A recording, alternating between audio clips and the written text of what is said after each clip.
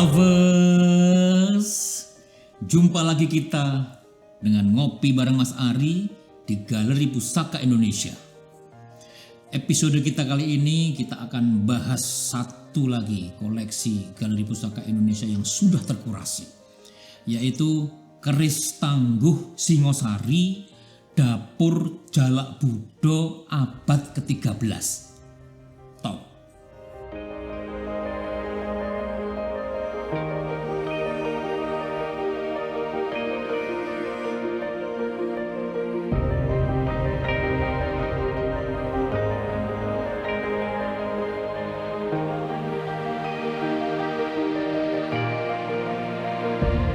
Mas Ari kali ini mau bicara persoalan rujukan sejarah atau historical benchmarking. Sejarah selalu tertuang berdasarkan pemikiran dan tujuan pembuatnya. Makanya Winston Churchill mengatakan history is written by victors. Sejarah selalu ditulis oleh pemenang. Itu common sense-nya seperti itu. Dan tulisan yang bertentangan pun dimusnahkan. Banyak sekali dalam sejarah dunia literatur dan produk budaya yang dibakar karena bertentangan filosofi dengan penguasa pada saat itu. Dalam konteks sejarah kerajaan Singosari, dua rujukan terbesar adalah Kitab Pararaton dan Nagara Kertagama, di mana keduanya memiliki pertentangan dalam catatan sejarah. Harus diingat bahwa Negara Kertagama dibuat untuk mengglorifikasi atau memuliakan Prabu Hanyam-Wuruk, raja keempat Majapahit yang dipandang paling sukses, dan ditulis oleh Empu Prapanca. Sehingga harus dilihat bahwa hal-hal buruk yang terjadi pada masa itu tidak dimasukkan atau dihilangkan dari penulisan sejarahnya, termasuk porsi kelamnya sejarah Raja-Raja Singosari yang merupakan asal-usul garis keturunan sampai ke Dyah Wijaya, terus sampai ke Hayam Wuruk, supaya tidak mendiskreditkan leluhur Raja-Raja Majapahit ini. Enggak berani Empu Prapanca itu smearing the eldest, kan enggak mungkin bisa masuk kategori tindakan makar. Belum selesai nulis sudah melayang nyawa. Oleh sebab itu juga maka tidak ada cerita tentang perang Bubat di Kitab Negara Kertagama seperti itu. Sementara Pararaton yang ditulis ratusan tahun loh, setelah Kitab Negara Kertagama itu lebih menitik beratkan cerita pada berdirinya Singosari. Ingat ya, Pararaton itu ditulis ratusan tahun setelah Singosari runtuh. Lah Singosari itu abad ke-13, Pararaton ditulis abad 16. Jadi seberapa jauh keabsahan detail sejarah yang tertuang kita tidak pernah tahu, karena pada zaman itu belum ada scanning dokumen, belum ada scanning database dan sebagainya, digitalisasi apalagi. Pararaton itu ditulis secara anonim, tanpa nama, nonim, penulisnya nggak ada. Pararaton ditulis oleh saudara Trisilo Aristiawan, nggak ada. Nah, kalau Mas Ari pikir ini karena ditulis oleh Pandito. Nah, kenapa Pandito? Dilihat dari pendekatannya lebih kepada tujuan agama. Dan pada masa itu Pandito biasanya figur yang sudah lepas dari urusan keduniawian, sehingga tidak merasa perlu melekatkan nama pribadi pada kitab tersebut. Tulisan merupakan glorifikasi yang nyata terhadap Ken Arok dan Ken Dedes sebagai perwalian dua agama. Hindu Siwa direpresentasikan dengan kemunculan Ken Arok, sementara Ken Dedes merefleksikan Buddha. Sehingga masa ini dalam pandangan agama dianggap sebagai tonggak munculnya tantric syncretism, yaitu penyatuan Siwa Buddha. Ini juga dibuktikan dengan wafatnya Ken Arok yang dimuliakan dengan 2 candi. Satu di Kagenengan, dipuja sebagai Siwa, dan candi di Usana dipuja sebagai Buddha. Jadi dalam menyikapi isi dari referensi sejarah negara Kertagama ataupun Pararaton harus dicermati konteksnya supaya penafsirannya bisa mendekati kebenaran. Apalagi kitab Pararaton yang ditemukan kondisinya tidak lengkap. Sebagian depan itu sudah tidak ada. Jadi separuh. Dan terus ya tidak banyak orang masih menguasai bahasa Kawi. Tulisan asli Pararaton. Jadi tulisan asli Pararaton itu bahasa Kawi. Kebanyakan review mengambil dari terjemahan Jawa modern. Sehingga menghasilkan interpretasi yang berbeda-beda. Nah inilah carut marut latar belakang Pararaton dan refleksi terjemahannya. Meskipun demikian, apapun perbedaan pendapat tentang asal-usul Ken Arok, yang paling penting adalah keberhasilan Ken Arok untuk menguasai Tumapel, yang pada saat itu merupakan kadipaten Kerajaan Kediri. Jadi salah satu kadipaten dari Kerajaan Kediri. Kemudian melakukan invasi dan menundukkan Kerajaan Kediri itu di bawah Tumapel. Apa tidak luar biasa? Sebuah kadipaten menguasai kerajaan di atasnya. Selanjutnya membuat ibu kota baru di tempat baru yang kita sekarang ini mengenal dengan Singosari. Dari sudut pandang silsilah keturunan, permaisuri Ken Arok yaitu Ken Dedes yang diwasiatkan menjadi ibu dari raja-raja Jawa, Cikal Bakal, memiliki keturunan yang menurut Pararaton dan negara Kertagama melahirkan Anusapati yang menjadi raja kedua Singasari. Namun sedikit perbedaan dengan yang tertulis pada kitab Pararaton yang menyatakan bahwa Anusapati bukan merupakan anak Ken Arok, melainkan putra Tunggul Hametung. Lalu anak dari Anusapati kemudian juga menjadi raja, yaitu Wisnuwardana. Nah kemudian anaknya Wisnuwardana yang bernama Kertanegara itulah yang menjadi raja terakhir Singosari. Singkat memang sejarah Singosari, cuma berumur 70 tahun. Pada masa Kertanegara inilah kerajaan Singosari menjadi dikdaya dan besar. Sebelum Patih Gajah Mada pernah berikrar menyatukan Nusantara, lebih dari 50 tahun sebelumnya, Kertanegara lebih dulu bercita-cita seperti itu. Amukti Palapa beta version. Baru tahu kan? Beliau ingin menyatukan Dwi Pantara. Dari tinjauan semantik, Nusa dan Dwipa.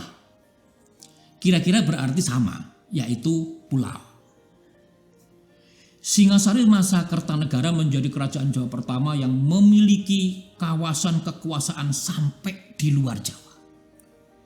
Awal mula terbentuknya Angkatan Laut Jawa, ya di masa ini.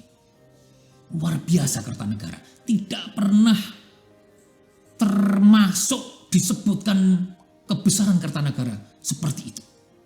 Baru Mas Ari membuat Singosari menjadi sebuah kerajaan yang besar. Kemungkinan besar masa kecil Gajah Mada menyukai sejarah ini dan membuat Gajah Mada mempunyai inspirasi untuk kemudian melanjutkan cita-cita tersebut dalam Sumpah Amukti Palapa. Jadi inisiatifnya itu mungkin dari bacaan cita-cita Kertanegara. Kertanegara yang masih menganut dan mengamalkan tantric syncretism mendapat gelar Prabu Siwa Buddha. terkenal dengan ekspedisi Pamalayu dan ekspedisi Pabali. Di sini ada nuansa kerukunan beragama dari sejak zaman Kertanegara. Luar biasa. Sehingga wilayah kekuasaan di luar Jawa meliputi Madura, Bali, Lombok, Dharmasraya, Jambi, Palembang, bahkan sampai ke Kalimantan dan Semenanjung Malaka. Ekspansi Kertanegara yang militan ini membuat Kubilai Khan merasa terancam. Kaisar besar, raja besar dari Mongolia yang bahkan sudah menguasai Cina dan dalam proses sedang ekspansi sampai ke Asia Tenggara. Ngeper dia. Kerajaan-kerajaan Melayu yang sudah beraliansi dengan Kubilai Khan akhirnya meminta bantuan untuk membendung pemekaran Singosari. Mas Kubilai Khan, tolong kami. Sehingga Kubilai Khan mengutus seorang duta ke Singosari untuk meminta Kertanegara tunduk pada kerajaan Mongol. Terus apa yang dilakukan Kertanegara? Apa dia tunduk? Nggih, Mbah. Gak ada. Ya seorang raja yang didaya mana mau tunduk. Pasukan perangnya besar. Angkatan lautnya kuat. Apa yang dilakukan? Kertanegara malah memotong kuping utusan Mongolia dan disuruh pulang. Ejan gak? Dengan umur kerajaan Singosari yang singkat, baik dari masa awal Ken Arok sampai Kertanegara, keris lebih diperuntukkan sebagai senjata perang. Galeri Pusaka Indonesia memiliki beberapa keris Singosari, tetapi sengaja yang akan kita tampilkan kali ini adalah yang berdapur Jalak Budok. Kenapa? Karena Raja Kertanegara adalah seorang raja pada masa perang. Dan pada masa itu ilmu hitam, klenik sering dipergunakan sebagai cara curang memenangkan pertempuran. Maka dengan keris inilah, jenis keris yang berfungsi untuk tindih, yang maksudnya berfungsi untuk menetralisir semua ilmu-ilmu negatif, ilmu hitam, atau menindih ilmu-ilmu gelap pada keris-keris yang bergodam. Keris dengan tangguh Singosari abad 13. Sarungnya ini sandang walikat dengan bahan kayu timoho. Nah, ini spesifik kayu timoho. Dengan motif yang guarang. Motif yang guarang.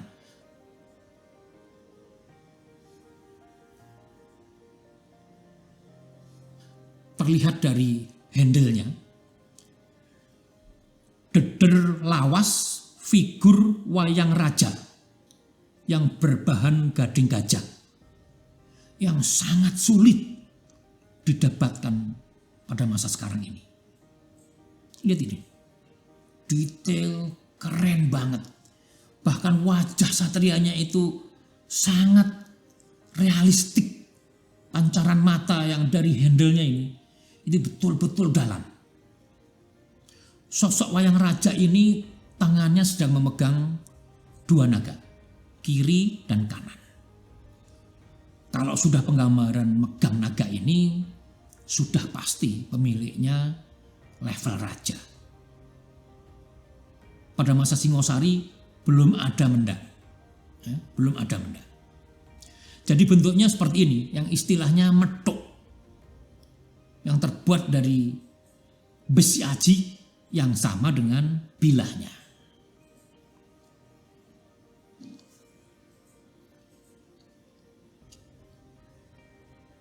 Rinciannya ini sangat sederhana.